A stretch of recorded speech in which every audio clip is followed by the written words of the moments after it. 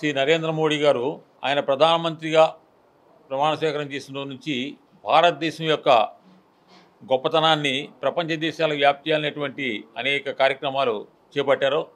అందులో మనం ప్రధానంగా ఒకటి చూస్తే యోగాను చూస్తే మనం ఒకసారి ఆయన వచ్చినటువంటి ఒక పిలుపు మేరకు ఐక్యరాజ్య సమితి కూడా దాన్ని అంగీకరించి 174 దేశాల్లో యోగ సాధన చేశారు.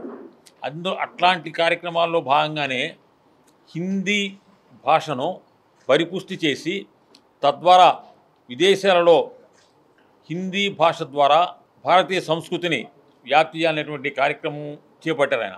అయితే ఆయన ప్రధానంగా చేసినటువంటి మంచి పని ఏంటంటే కేవలం హిందీయే కాకుండా భారతీయ భాషలు వివిధ భాషలు తెలుగు కానీ కన్నడం తమిళం మలయాళం ఇటువంటి భాషలను కూడా ఈ భాషా శబ్దాల్లోంచి హిందీ భాషా శబ్దాలను పరిపుష్టం చేసి దాన్ని విశ్వ భాషగా హిందీని రూపొందించాలనేటువంటి కార్యక్రమం చేపట్టారు.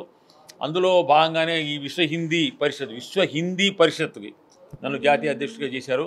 అయితే దీంట్లో ప్రధాన కర్తవ్యంగా నేను భావించేది ఏంటంటే ఐక్యరాజ్య సమితిలో హిందీని అధికార భాషగా చేయాలనేటువంటిది అటల్ బిహారీ వాజ్పేయి గారి సంకల్పం. ఆయన విదేశాంగ శాఖ మంత్రిగా ఉండగా మొట్టమొదటిసారి ఐక్యరాజ్య సమితిలో ఆయన హిందీలో ప్రసంగం చేశారు. ఆ తర్వాత పివి నరసింహారావు ప్రధానమంత్రిగా ఆయన కూడా హిందీలోనే మాట్లాడారు ఐక్యరాజ్య సమితిలో. తర్వాత ప్రధానమంత్రిగా మళ్ళీ వాజ్పేయి గారు. అయితే ఇటువంటి నేపథ్యం ఏంటంటే హిందీని ఐక్యరాజ్య సమితిలో అధికార భాషగా ఏర్పాటు చేయాలనేటువంటిది సంకల్పం. ఈ సంకల్పానికి ఏం చేయాలంటే దాంట్లో కనీసం ఒక 150 దేశాలు దానికి సమ్మతి తెలియజేయాలి.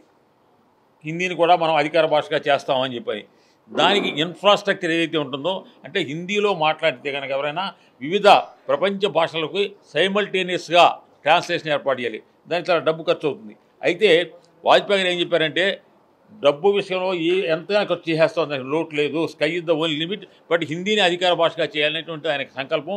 ఐక్యరాజ్య సమితిలో హిందీని అధికార భాషగా చేయాలనేటువంటి నిర్ణయం చర్చకు వచ్చినప్పుడు మీరు మాకు మద్దతు తెలియజేయండి అని చెప్పని మన భారతీయులు ప్రవాస భారతీయులు ఏ దేశాల్లో అయితే ఉన్నారో ఆ సంఘాల వాళ్ళని కూడా చెప్పి చేయించడం ఒకటో కార్యక్రమంగా చేపట్టమని చెప్పారు.